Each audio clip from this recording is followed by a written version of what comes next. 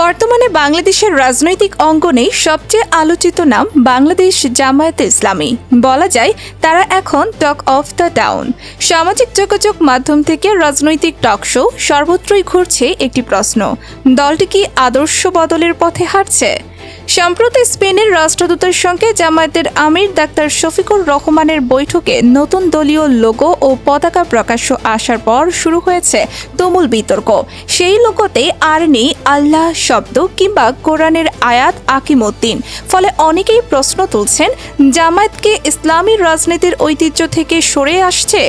বিশ্লেষকদের একাংশ মনে করছেন, আন্তর্জাতিক সম্পর্ক ও নির্বাচনী বাস্তবতাকে সামনে রেখে জামায়াত হয়তো তাদের রাজনৈতিক অবস্থান কিছুটা নরম করার চেষ্টা করছে। কেউ বলছেন এটি পশ্চিমা বিশ্বকে খুশি করার কৌশল হতে পারে। আবার অনেকেই মনে করছেন ডাকসু নির্বাচনে জামায়াতপন্থী প্রার্থীদের আলোচনায় আসার সাফল্যকে জাতীয় নির্বাচনে পুঁজি করতে দলটি নতুন কৌশল নিচ্ছে। অন্যদিকে সামাজিক মাধ্যমে ব্যঙ্গও কম হয়নি। অনেকে লিখেছেন, একসময় যারা জামায়াতকে মৌলবাদী তকমা দিত তারাই এখন নতুন রূপ দেখে দ্বিধায় পড়ছে। প্রশ্ন উঠছে, এটি কি নতুন জামায়াত নাকি পুরনো আদর্শে মোড়ানো নতুন রূপ?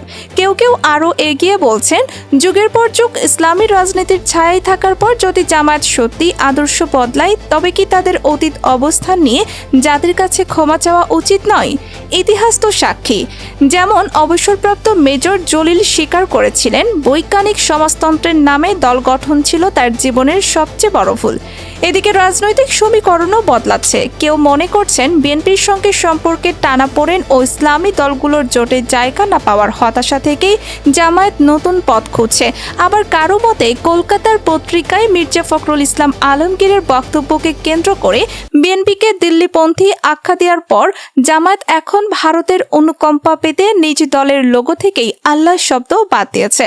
সব মিলিয়ে এখন প্রশ্নটা শুধু লোগো বা স্লোগানে সীমাবদ্ধ নয়, বরং জামায়াতের ভবিষ্যৎ রাজনৈতিক দর্শন, অবস্থান ও রূপরেখা নিয়েই চলছে আলোচনা।